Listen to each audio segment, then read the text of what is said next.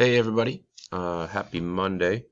Lots of us were away today, so it's probably a good idea though if people are feeling a little bit sick. But I'm just going to go over a few things for those of you that kind of missed out. In math today, we were looking at the concept of odd and even numbers, kind of continuing with that. And I'll leave a little link in this message as well because we watched a story together called Even Steven and Odd Todd about a pair of cousins, and the one cousin's name was Even Steven, and the other one's was Odd Todd, and it goes through the book about different things that they like, and they always go with even and odd numbers, so you might want to kind of watch that. And it's actually a few of the parts in the book, what they used was food.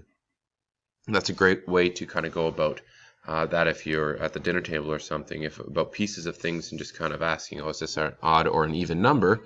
And your son or daughter can kind of explain why they know. One strategy we did look at is to look at the end number. So for example, if the number was 25, we'll look at the 5 and say, well, is that odd or even? And we know our evens end in 0, 2, 4, 6, or 8, and our odd numbers end in 1, 3, 5, 7, and 9. So that was a strategy a lot of us used today.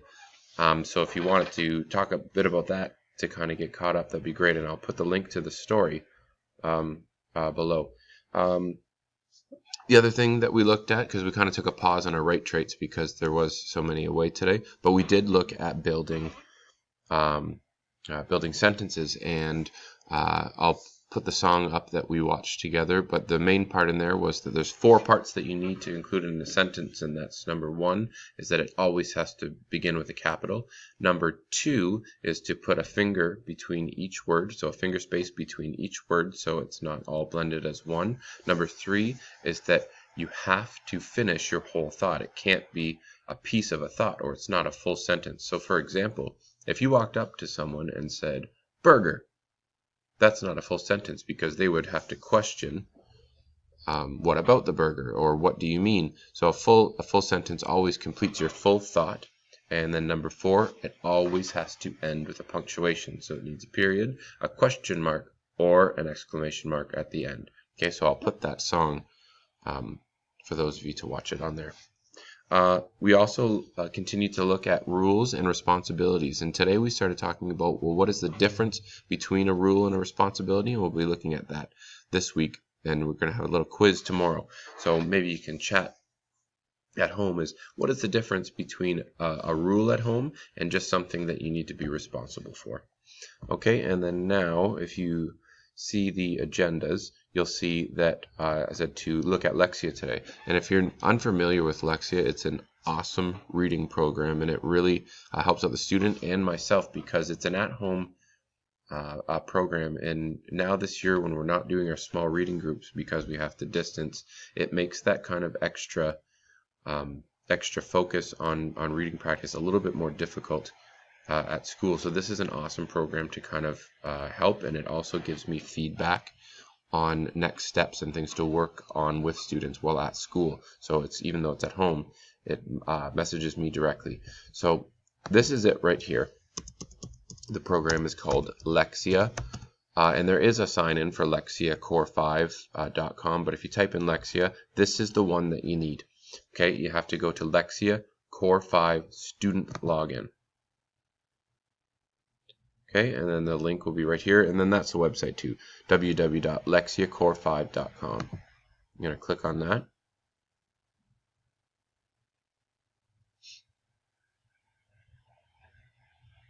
Okay, and the very first thing that you need is enter your teacher's email to begin your adventure. So I'm going to show you that too, and it just opens up the class. So it's just my name, scott.mcmullen@publicboard.ca. Okay, so you'll need this first. It shouldn't ask you for this every time, but the first time that you go in to do it. Okay, and it says Greater Essex, that's our school board, and go to login. Okay, so here for username, that's the same 8-digit number that you use for EDSB and all those other things. It's your child's student number. So I'll give an example here. I'll just use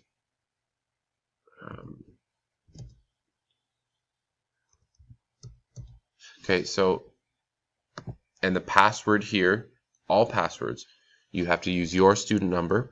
Okay, so the same one as EDSP, it's 8-digit student number, and then the password for all students, but it'll bring them to their own page, is lexia. Okay, so I'll show it here. It's all lowercase lexia. That's the password for every student, but your student number must be different. Okay, and then I press login, and then here we're using we're going to use David's, or open up David's, and then I would press yes, and it'll bring us to the program. Okay, so I'm going to stop there for now because I don't want to go right into David's own site, but that is how you sign up, and it's an awesome program. It's very helpful, and like I said, it does let me know where students are at and next steps for their reading. So it would be awesome if you could support your child by getting them started on that, and then message me if you have any problems getting in. Okay. So I hope you guys have an awesome night, and those of us that are sick at home, that you start to feel better, and we hope to see you soon. Okay.